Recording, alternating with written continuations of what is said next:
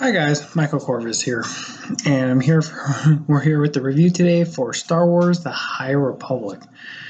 This is a story I was really, really kind of like split on when I first started it. So let's get some stuff out of the way. This is a publishing event that's going on by Disney right now and Lucas, I think if I remember correctly, right here. Yep, Lucas Film Publishing and stuff like that. That covers a era of Star Wars just before the prequels. I think it's about 100 to 200 years beforehand. And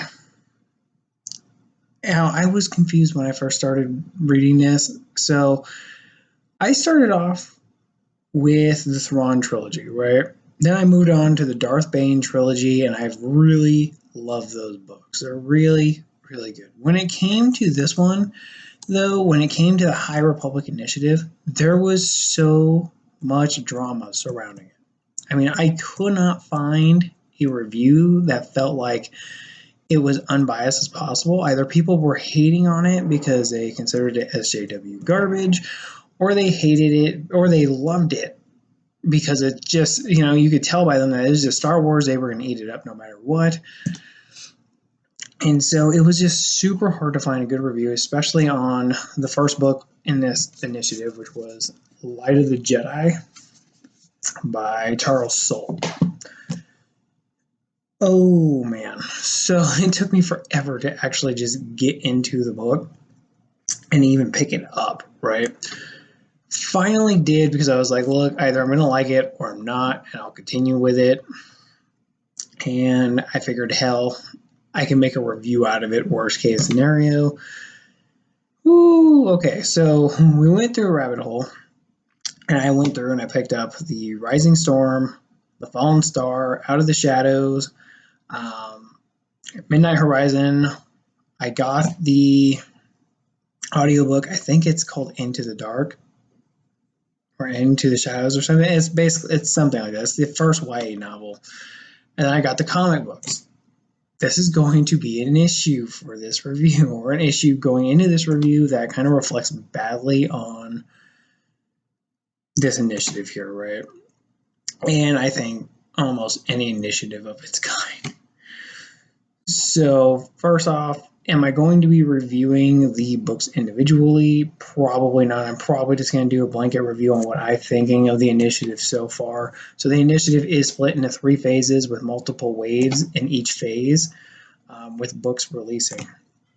And so this is the end. Phase 1 is wrapped up completely now. They're already setting up phase 2, which is another negative that's going to be in there. But first off, let's talk about some positives, what I liked about it. So it is a new era of Star Wars. It's something that's never been done, that's completely by anyone, right? And so there's a lot more leeway, I feel like, for the authors to write in it. And you do get some stories in there that are really cool. Whether it's the great incident that sets off the great disaster that sets off the whole publication, or the events in the Rising Storm, the monsters they use, the Drengir, throughout the young adult novels and even into some of the comic books and things like that. Really cool concept that I really liked. But I'm going to be honest here. There was the writing for it did not really fit the level I wanted from this publication. Right? It just did not fit the level of publication. I'm sorry, I have somebody yelling upstairs. Just off. But the level of writing for each of the books just did not come out the way I wanted it to. The adult novels read almost like the YA novels, with just a little bit of darker tones, and that's it. And in fact, there's a lot more negatives when it comes to this review. So I think we should just jump into that. Here are some negatives I just did not like about it. First off, it's a initiative, right? It's a whole thing that covers comic books, YA novels, middle grade novels, and I think this is where it failed. Had it just been adult novels and the comics, I think this would have done better for me, at least because I don't want to read YA novels or middle grade novels. I just don't. I can pick up a really good YA novel from time to time, but I think the last YA novel I read was like a Percy Jackson novel in like high school, like literally during freshman year or like sophomore year. I just have no interest in it really anymore. I don't really want to touch this stuff. I like reading my adult fantasy novels that deal with like themes and things like that are really good stories, because I just feel like when you're writing for adults, you have so much leeway to kind of do whatever you want and craft a story that's going to fit really well together. And you can explore themes that you can't explore in more children or young adult restricted novels, right?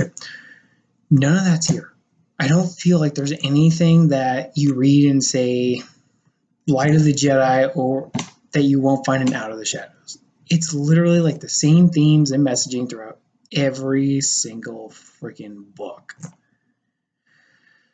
The other thing that kind of irks me too about this series here is the fact that you have to pick up so much of it just to kind of get some of the endings and things like that. And it's so annoying because it really wants to force you to read these goddamn middle grade novels and things like that. Those are $10 each. So let's say, just sake of my mind and math, each of these was like $10 worth of stuff, right? Just to get through phase one with the stuff that I have, which are the middle grade novels, the comics for the High Republic comics, not the Adventures one, and the adult novels here.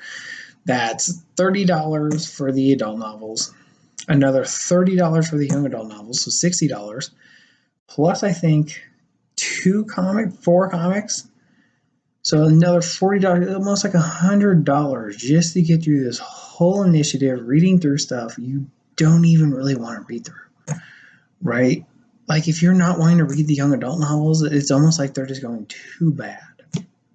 You're just like, wait a minute. Hold on a second now. Or reading through some of the adult stuff that happens in the adult novels that, characters cross over into them. You're just like, I don't want to read this stuff. It's going to kind of force you into reading it. I think the adult novels handle it a lot better. I think they really do try to separate the adult novels from the middle grade and young adult books. There is still some stuff that pops up from time to time, and it's just like, ugh. The second thing, and one of the main problems I have with this series, is the amount of stuff they try to do. There is so much they try to do with it. And these books, like this copy of Light of the Jedi, is only, if we take out the first 3 chapters of the Rising Storm. I didn't even realize I did the first 3 chapters of the Rising Storm in here. Wow. So if we take that out, we take out his acknowledgments, 377 pages worth of material here to cover a incident that is destroying entire planets, an investigation into a criminal organization, a subplot for the villain. There's just so much going on, and on top of it, not only does this novel have all of that, it's having to set up so many characters for the entire initiative for the first phase. Like, it is ridiculous how much this book has to set up for how much pages it has, and it's not just that one too. The Rising Storm, I think, is just a little bit better in terms of that. It's about 419 pages. So I don't know if they have like a cap or anything like that, but I mean, it's just ridiculous, because the first book, I feel if they were going to do all that and try to set up everything, should have been like way bigger, way longer, way more, not drawn out, but written in a way to where the concepts are more flushed out, right? Where they work better. They're getting the time they need necessary to build up characters. There are so many characters in this initiative that have died where I'm just like, okay, there's nothing you can really do for it because you just don't get to spend enough time with them, or they're so surface level and they're hammering in like their base like ideology for these characters into every characters. All the Jedi feel the same. Some of the Jedi, with a few exceptions, like the main characters in the adult novels, like Stellan Gios, Avar Kriss, and Elzar Mann, like those three, for example, feel like distinctly different in terms of like small nuances, but they all feel the same, in terms of we can't kill the bad guys. It's horrible to kill the bad guys, right? The Nihil, who are marauders, just annihilating everyone left and right. It's horrible to take their lives. And you're just like, like there's not one Jedi who's like, good, they're dead. They're all dealing with like attachments and stuff like that, even though unlike the prequel series, they have so much more leeway than any of the characters, it feels like, in the prequels did, or any of the characters in the books had for like the legend so far that I've read. And it's like ridiculous. Like a whole new level of ridiculous. And, just a heads up for why I even started this review. I'm reading through Midnight Horizon and it wraps up a storyline, right? So each book has obviously its own little story to it, right? That's supposed to add into the overall initiative. Midnight Horizon, literally as like a huge plot point for the book, finishes off a comic plot point. Like if you haven't read like the kid version of the comic for the High Republic, that plot point really does nothing for you in the Midnight Horizon. It's supposed to be like a huge part of that book. Like here we go, like, we know we haven't really done much or progressed the plot for the past half of the book, but here's this random plot point from the comics that we're going to finish off here. We're not even going to finish it off in the comics. How ridiculous is that? And then it gets worse. Like, how I said they like tried too much in the Light of the Jedi? They did the same thing with the High Republic comic. And not just this one. It's in every single one. There's like 2 stories in like it's got to be like 100 pages, like 130 maybe at most pages for these comics here. I mean, they literally try to split this up between 2 story arcs, it feels like, and it just goes horrible. I mean, dear God. And then you have characters that pop up. So the YA novels are the most consistent novels in the whole publishing phase. They're the ones that are like consistently good. They're hyper focused on the story in the novel all the way up until Midnight Horizon. I feel like where they threw that random like plot point in there. They're hyper focused on the problem that they want to deal with in that novel and how it builds into the larger picture, right? But there are characters who come in and out of that and then disappear and never return, like at all. And it's like ridiculous. In the adult novels, you deal with, like, I think the Jedi mentioned earlier, Avar Kriss, Elzar Mann, and Stellan Gios, mainly Elzar Mann. The other 2 like are only in there for like a couple novels for the adult novels and they disappear. But I mean, like, there's no consistency of characters with this series at all.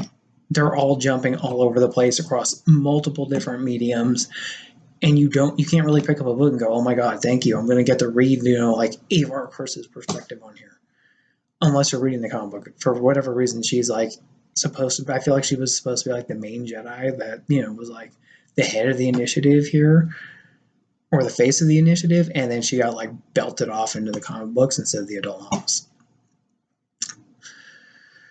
So look, if you are a Star Wars fan who just does not care about politics or anything else like that, right, and you're just looking for the next best Star Wars read, is this initiative for you, right? Or is this initiative for anyone who even wants to deal with politics and stuff? I'm going to be completely honest. I don't care that there are LGBTQ characters in here. I don't care. Right? I mean, they could have a. I mean, one of the characters everyone, even I figured I was going to hate, which is literally just a rock as a ship, as like a basically he's a navigator named Geode. I thought I was going to totally dislike him. I didn't know how they were going to do that. He ended up being like the funniest character in the YA novels. Don't go into this. If you're going to go into this, go in it with an open mind. Because if you're going in it with this like jaded political mind that 90% of us have now in this like era, you're kind of screwing yourself, not just for this book, but for any other book. But I mean, or at least for this series here. But, but I mean, my honest review of this is it is just, it's expensive. The quality's not there, in my opinion. Like I said, you could read the Thrawn trilogy for $30. You could read Darth Bane trilogy for $30, pretty much, if you got every book for $9.99, which you can. Plagueis is super good. In fact, it's probably the best thing I've read in Star Wars so far. And those are $30. Those are one arcs, like one arc stories that just begin and wrap up by the third novel that are consistently good. Or it's like you can pay $100 to try to find every single piece of medium within the High Republic. Half of it's rushed and has too much going on in it to really like flush out any characters or anything like that, it feels like. And it also, it wants you to read these like children books, and there's nothing wrong with that. If you're into reading YA novels, then I think you're going to have a far better time with this than people like me, who just were like, okay, well, we want to read adult fantasy or adult science fiction because there's a lot more stuff the authors can do that is like really cool or more mature and stuff like that. Everyone has their different tastes. So, I mean, I think it really depends on who you are.